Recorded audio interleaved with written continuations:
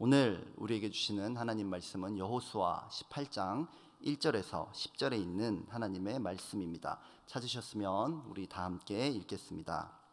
이스라엘 자손의 온 회중이 실로에 모여서 거기에 회막을 세웠으며 그 땅은 그들 앞에서 돌아와 정복되었더라. 그러나 이스라엘 자손 중에 그 기업의 분배를 받지 못한 자가 아직도 7지파라. 여호수아가 이스라엘 자손에게 이르되 너희가 너희 조상의 하나님 여호와께서 너희에게 주신 땅을 점령하러 가기를 어느 때까지 지체하겠느냐. 너희는 각 지파에 세 사람씩 선정하라. 내가 그들을 보내리니 그들은 일어나서 그 땅에 두루 다니며 그들의 기업에 따라 그 땅을 그려 가지고 내게로 돌아올 것이라. 그들이 그 땅을 7부분으로 나누되 유다는 남쪽 자기 지역에 있고 요셉의 족속은 북쪽에 있는 그들의 지역에 있으니 그 땅을 7부분으로 그려서 이곳 내게로 가져오라. 그러면 내가 여기서 너희를 위하여 우리 하나님 여호와 앞에서 제비를 뽑으리라. 레위 사람은 너희 중에 분깃이 없나니 여호와의 제사장 직분이 그들의 기업이 됨이며 갓과 르우벤과 므낫세 반 지파는 유단 저편 동쪽에서 이미 기업을 받았나니 이는 여호와의 종 모세가 그들에게 준 것이니라 하더라. 그 사람들이 일어나 떠나니 여호수아가 그 땅을 그리러 가는 사람들에게 명령하여 이르되 가서 그 땅을 두루 다니며 그것을 그려 가지고 내게로 돌아오라. 내가 여기 실로의 여호와 앞에서 너희를 위하여 제비를 뽑으리라 하니 그 사람들이 가서 그 땅으로 두루 다니며 성읍들을 따라서 7부분으로 책에 그려서 실로 진영에 돌아와 여호수아에게 나아오니 여호수아가 그들을 위하여 실로의 여호와 앞에서 제비를 뽑고 그가 거기서 이스라엘 자손의 분파대로 그 땅을 분배하였더라. 아멘. 오늘 본문은 이스라엘의 7지파가 자신들이 정복할 가나안 땅을 사전 조사하고 또 분배하는 장면을 기록하고 있습니다. 본문 1절을 보면 이스라엘 자손의 온 회중이 실로에 모여서 거기에 회막을 세웠으며 그 땅은 그들 앞에서 돌아와 정복되었더라 라고 말씀합니다. 실로는 에브라임 지파의 성읍 중에 하나입니다. 그 일대가 다 정복되었고요, 하나님께서 임재하시는 회막까지 세워졌다는 거예요. 출애굽과 40년 광야 생활 그리고 수년에 걸친 가나안 전쟁을 통해서 이스라엘에는 드디어 새 시대가 도래했다는 말입니다. 그런데 놀랍게도 2절을 보면 그 기업의 분배를 받지 못한 자가 아직도 7지파라 라고 말씀하고 있어요. 하나님께서는 새 시대를 이미 열어주셨는데 아직도 구시대를 살고 있는 7지파가 있다는 그런 말입니다. 혹시 우리는 예수님께서 다 이루었다며 승리를 주셨는데 그 승리를 누리지 못하고 있지는 않습니까? 저는 오늘 이 본문을 통해서 그 땅을 분배하였더라 라는 제목으로 하나님께서 우리에게 주시는 은혜를 나누고자 합니다.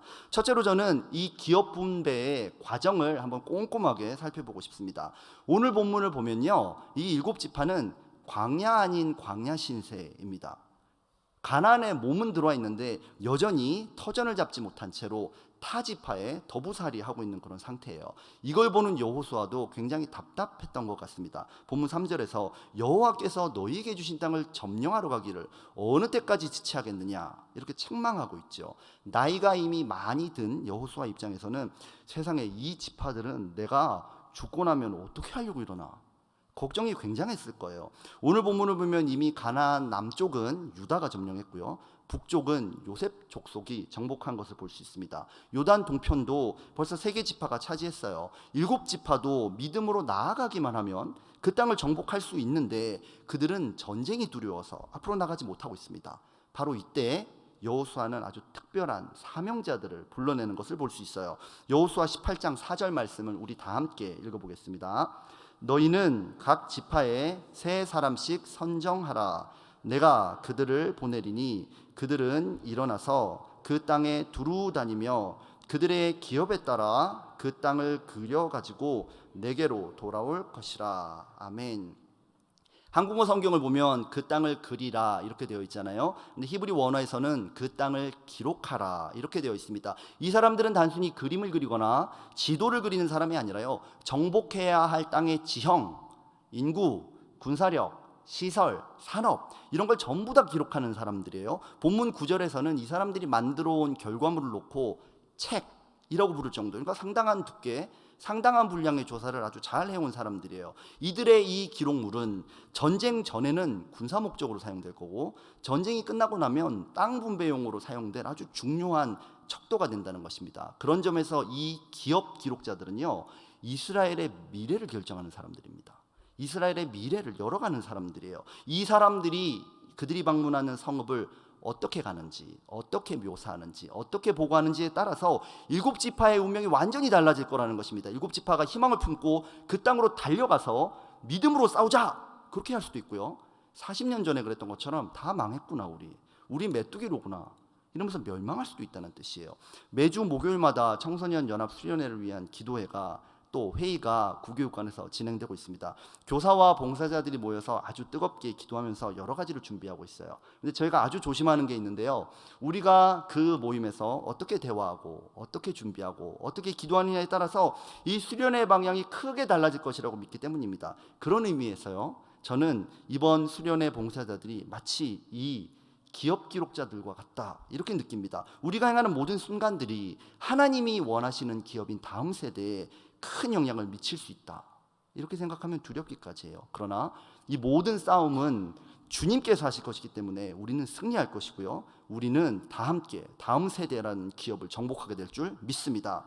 오늘 지금 이 자리에서 새벽 예배를 드리고 계신 여러분들도 동일한 기업의 기록자입니다. 우리가 오늘 예배가 끝난 후에 어떻게 기도할 것인가, 무엇을 기도할 것인가에 따라서 여러분들의 삶의 터전, 삶의 기업은 반드시 변화될 것이고요, 예수님의 새 역사는 나타나게 될 줄 믿습니다. 오늘 하루 하나님이 주시는 승리를 원하시는 분들은 아멘 하시기 바랍니다. 아멘. 그렇다면 예수님의 승리를 확신하시고 영적 싸움의 현장으로 담대하게 달려나가시기 바랍니다. 예수님의 승리가 여러분들의 자녀, 또 여러분들의 가족, 여러분들의 직장과 사업, 학업과 미래에 무너지지 않는 기업으로 오늘 세워질 줄 믿습니다. 아멘. 둘째로 저는 이 기업 분배가 어떤 의미가 있는지도 한번 확인을 해보고 싶어요. 오늘 기업의 분배의 이 모습을 잘 보면 불확실성이 존재하는 것을 알 수 있습니다. 7지파에서 3명씩 나와요. 그리고 7지역을 잘 기록을 해오면 본문 6절처럼 내가 여기서 너희를 위하여 우리 하나님 여호와 앞에서 제비를 뽑으리라.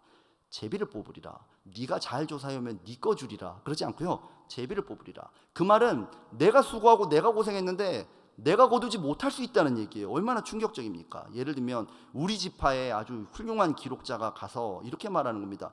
제가 보니까 이 땅이 A급입니다. 제가 정말 기도하면서 잘 조사했는데 여기가 우리 땅이 돼야 됩니다. 이렇게 얘기했어요. 근데 제비를 뽑았더니 그게 내 땅이 안 되는 거예요. 다른 가족이 가져갈 수도 있고요, 또 심지어 다른 지파에서 가져갈 수도 있습니다. 정말 마음이 너무 불편하고 답답한 그런 상황이 되는 거예요. 또 나는 또 큰 믿음을 가지고 제비를 뽑았는데 세상에 다른 사람이 조사해온 B급 땅이 제비 뽑혔다. B급도 좋은 거예요. 그런데 A급보다 못하니까 마음이 상하는 겁니다.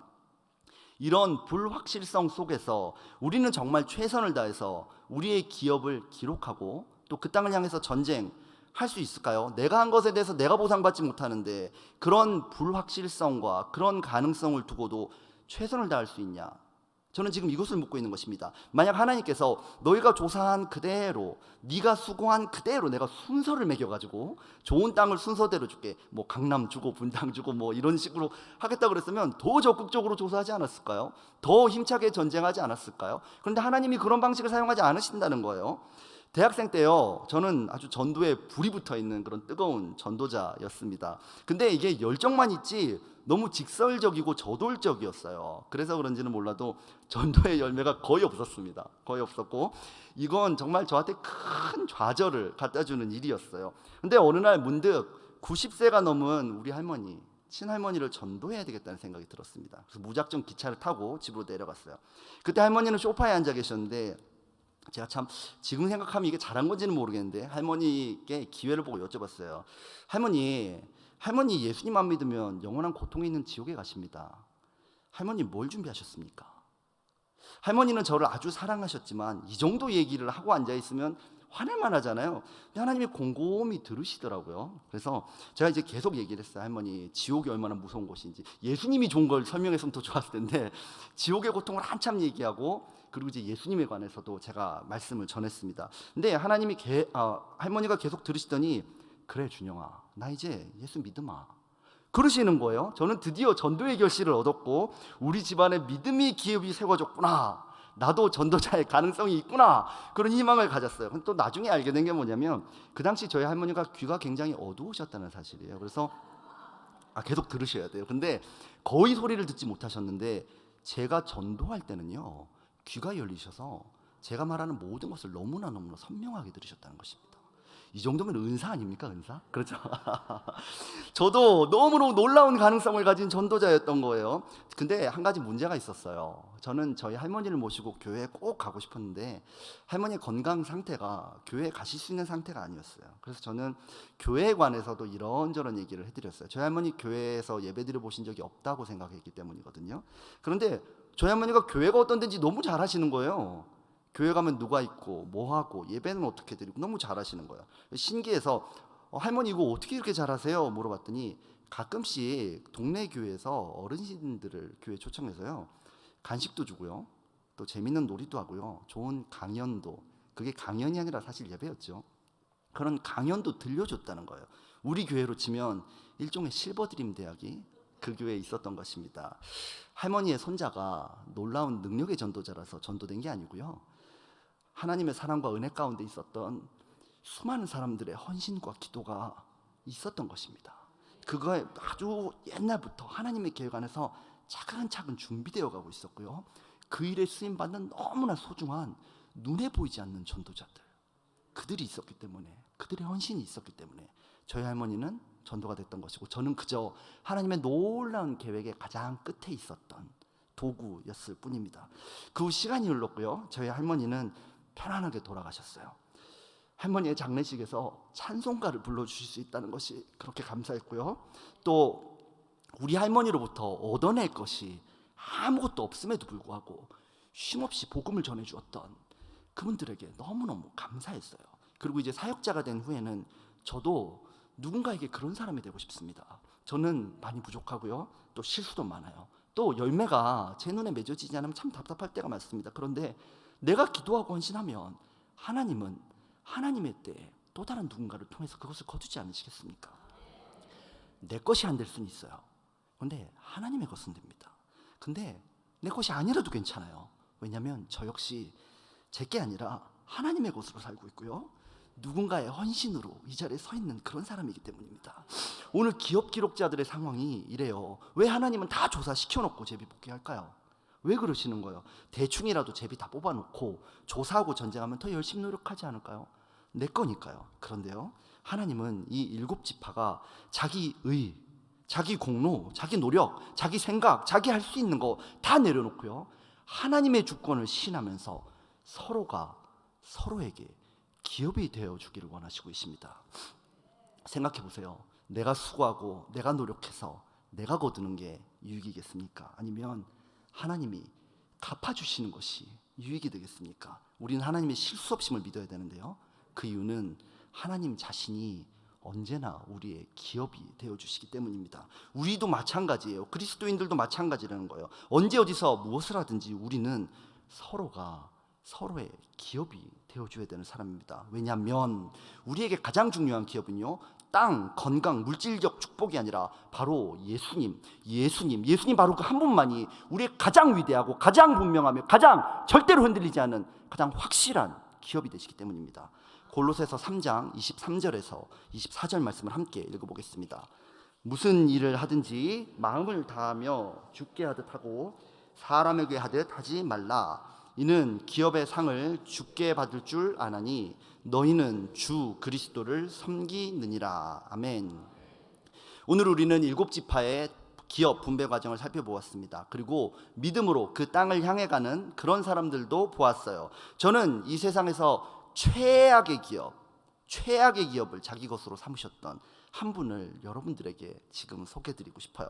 그분은요, 얼마든지 좋은 기업을 선택할 수 있는 능력도 있으셨고 또 권리까지 있으셨습니다. 그런데 그분은 하나님 앞에 그걸 내어놓으셨어요. 그리고 그분이 선택한 기업은 가난한 목수의 아들, 배고픔과 추위, 매맞음과 옷 벗겨짐, 피 흘림, 십자가에서의 죽음, 이런 최악의 기업을 맡으셨습니다. 그분은 십자가의 잔인한 형틀이라는 최악의 기업에서, 죽음의 기업에서요, 부활이라는 최고의 승리를 이루어내셨습니다. 바로 그분이 계시기 때문에 오늘 우리 삶은 아무리 척박하더라도 희망을 품을 수 있고요, 또 아무리 답답하더라도 승리를 꿈꿀 수 있습니다. 나 같은 자를 기업 삼으신 예수님, 또 나의 기업 되신 예수님을 찬양하지 않을 수 없지 않습니까, 여러분? 다 함께 기도하겠습니다. 주님 감사합니다. 우리가 행하는 모든 일들이 하나님 나라의 기업이 되게 하여 주옵소서. 우리는 가끔씩 우리가 수고한 거, 우리가 못 받는 것 같을 때가 있습니다. 내가 왜 사명을 이렇게 감당해야 되는지도 모를 때도 있습니다. 그러나 신실하신 하나님은 이 모든 시간을 통해서 우리의 삶을 복된 하나님의 기업으로 만들어 가실 것이고, 하나님이 갚아주시는 새 역사를 체험하게 하실 줄 믿습니다. 우리를 기업 삼으신 주님의 은혜에 감사드리며 예수님의 이름으로 기도합니다. 아멘.